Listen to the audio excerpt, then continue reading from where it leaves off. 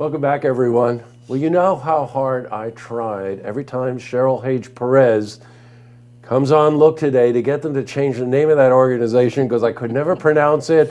And it used to be the Saratoga County Rural Preservation Company? Company. Oh, I never even got the company part. We were a company. But in reality, because the name is kind of confusing, this is the organization to help our veterans in our community. And Cheryl, as you know, is a frequent guest, so welcome back, Cheryl. Thanks, Jess. And you brought the troops. I brought the troops today. This is Leigha Rosenberger, and she's the Associate Executive Director of our agency. Associate Executive Director of the agency, and Yes. we're going to give the new name now, aren't we? Yes, I think we should give that to Leigha. Go All right. for it. What is the name? We are now Veterans and Community Housing Coalition. Well, now I'm starting to get Yes. it. Now that makes sense to me. Leigha, just to, in case our viewers don't know about the organization, and Cheryl and I always talk about vet help, and we're going to get into some of that. But what does the name mean? What does the organization do? Sure. So the new name is really encompassing all housing aspects that we do for veterans and low-income families. So we have residential programs and community-based housing. You do. And again, for those of you that may not be up to date on this, I think, Cheryl, when you and I first started talking, it was just the Boston spa houses, right? The apartments weren't even there, or they were being redone. But we've got a variety of residential places out there. Can you tell us about them? We have the Ladies Transitional House. It's called Guardian House in Boston Spa, and that's for homeless female veterans who are working very hard at regaining their skills and dignity so that they can live a productive life in the community. And then we have a men's house with the same basics for men to be able to regain their dignity. Then we have 14 different permanent housings for individual veterans and families, right. that are affordable. We only charge 30% of their total income, so they can work at minimum wage jobs and still afford rent and food and utilities, things that we all take for granted. That's true. Now, I remember last conversation we were talking about a two-family situation. Yes. Also. Is that That's you have still that now? yes, that's You do, still there. okay. That's for disabled veterans Yes, that's with right. families. I yes. got it. Oh boy, what a way to help and show appreciation to our vets, right? Let's They face it, they served come us. back. You know, the word that you use a lot that always resonates with me is dignity. Dignity. That, you know, you go overseas, and let's face it, what our troops face overseas, we don't really fully understand either the physical or emotional stress, spiritual stress that they're under. They come home, they're a little lost sometimes. They could be suffering from Very any lost. number of things that could affect their ability. Jesse, they're invisible wounds. Yes, right. You know, right. if somebody gets physically injured in overseas or even here, we see it and we know what to do with it, and we can fix it.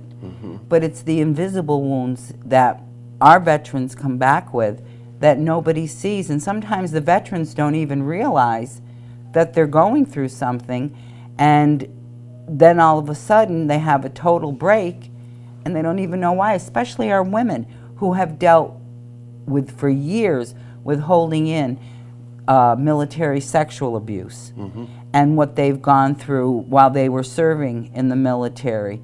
And, you know, right from the get-go, they know they can't go to their commander because it might even be them that's abusing them. Yes, right, sure, I've heard about that. So yes. for years and years they don't, then all of a sudden they start having these anxiety feelings and, you know, start having flashbacks, and it brings it all back. And they fall apart. They lose their jobs, they lose their children, they lose their husbands, and they're left alone. You know what I'm thinking about as well? We had interviewed one of the veterans who was at the men at Boston Spa House. Yes. And is that there's a sense of camaraderie. There's a sense of sharing. Now, if you think about it, if you're in the field, that's all you really have. is you have each other. So you come back here, you're isolated, you're alone, you're not relating to your family or your friends the way you used to. But if you get in the company of another veteran, you have that again. I've got your back, you've got my back. Got your six. Yeah, you're right. That's what they say. Got your six. Yeah, that's right. And that's, you know, it's incredible. And, you know, as the Marines say, once a Marine, always a Marine. And I think all the branches feel a veteran is a veteran. They're brothers. That's right.